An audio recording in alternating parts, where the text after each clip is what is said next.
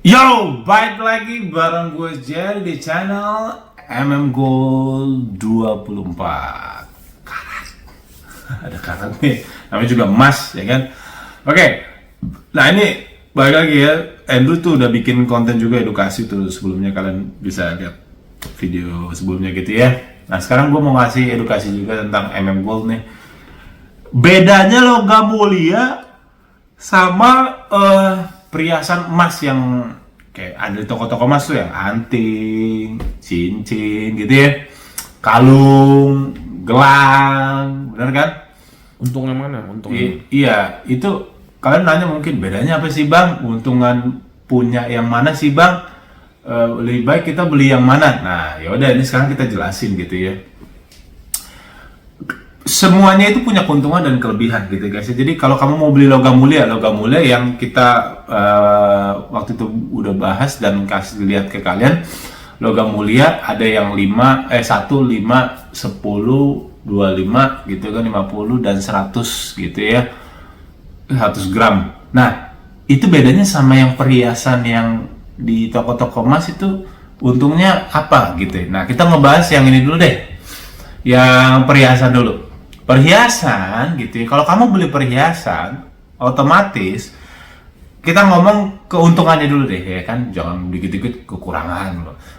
Keuntungan mempunyai perhiasan itu emasnya berbentuk, jadi otomatis bisa lo pamerin. Contoh, dia dalam bentuk cincin, bisa dipakai di sini, orang bisa lihat, wow pakai cincin emas nih kan gitu. Jadi anting, pakai anting emas nih, pakai kalung, kalung emas nih. Itu semua jadi bentuk jewelry, perhiasan namanya. Perhiasan ini kamu bisa bawa kemana-mana dan orang bisa melihat, oh iya keren ya, gila emasnya, wow gitu ya. Itu keuntungannya kamu punya itu, kamu bisa pamer kemana-mana. Bawa kemana-mana, orang akan lihat emas kamu bertaburan di sekujur tubuh kamu gitu. Terserah lo mau taruh sini apa, bahkan nilai tindik pakai emas juga itu urusan lo gitu ya. Itu perhiasan semuanya guys. Itu keuntungan yang pertama. Nah sebaliknya, ini perhiasan ini mempunyai kekurangan gitu ya.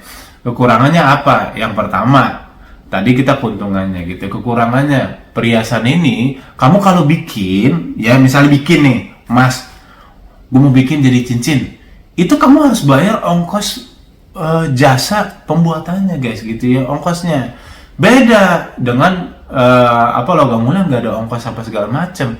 Kalau ini ada ongkosnya, so automatically kamu kena charge lagi. Misalnya harga emasnya 3 juta misal gue nggak tahu harga emas pasar sekarang berapa gitu, nanti ada pembahasannya lagi. Harga emas misalnya 3 juta gitu ya. Nah kamu dibuatin segala macam, itu ada ongkosnya ya kan, ongkos jasanya udah dibuatin, jadi misalnya jadi cincin, jadi kalung, jadi perhiasan apapun yang kamu mau, itu ada ongkosnya. So automatically kamu bayar lagi, biar ibaratnya biaya administrasi, ngerti guys? Nah ini yang nggak gue suka dari perhiasan. Jadi harganya ya kalau mau dibilang tidak ngikutin pasar, karena ngikutin tuh abangnya, nanti abangnya jasanya berapa kan gitu kan. Itu yang kesel kita jadinya. Jadi kamu udah bayar ini, bayar emasnya, bayar jasa juga, jadi otomatis jauh lebih mahal gitu perhiasan itu. Itu yang kelemahan pertama. Yang kedua kelemahannya ya kan, kamu tadi ngomongin emas gitu dan logam mulia, perhiasan logam mulia.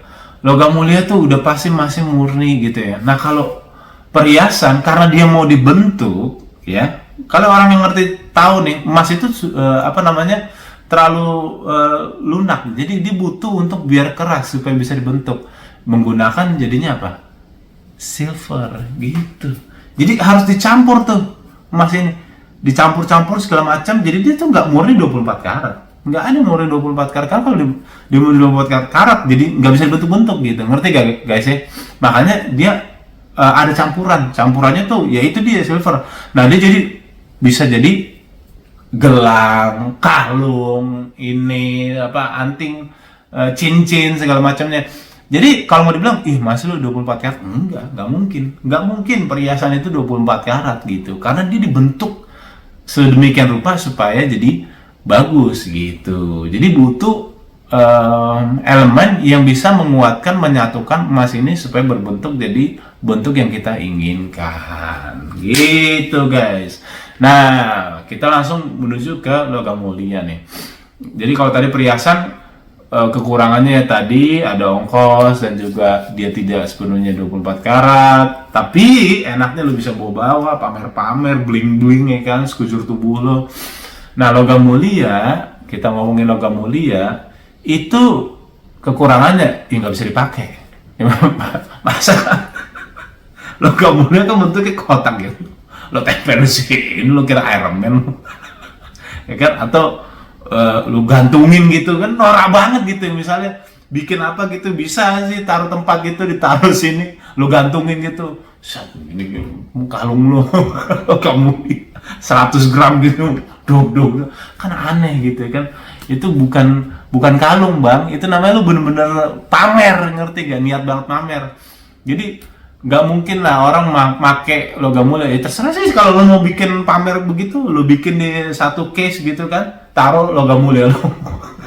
Lu pamer-pamerin situ, jadi kayak lencana kayak NYPD, FBI kan, masuk FBI gitu, bisa gila kan. Nah itu ya bagi gua ya nggak bisa pamerin seperti perhiasan gitu ya. Ini kalau lo beli ya udah paling taruh di lemari, taruh di dompet atau taruh di mana gitu, nggak bisa dilihat orang gitu. Karena ya bahaya juga, gila loh. 100 gram aja tuh harganya bisa ratusan juta, 200-an juta bos. Gila lu bawa ini, kalau ditarik orang lu mati loh bos, ya kan? 200 juta lo bawa itu ibaratnya kayak ngebawa mobil Avanza, ya kan? Avanza tuh atau apa segala macem. Nah gitu guys, makanya biasanya sih orang yang nabung emas itu ditaruh nggak dipakai gitu, itu logam mulia karena dia nggak berbentuk perhiasan. Tapi untungnya gitu ya, dia itu emas murni, tidak ada campuran seperti yang perhiasan. Kenapa? Karena dia nggak butuh dibentuk-bentuk aneh-aneh untuk jadi perhiasan, jadi apa gini apa segala macam. Apalagi kalau perhiasannya udah dicampur berlian gitu kan. Ini logam mulia udah fix, itu murni 24 karat deh, jadi enak bisa.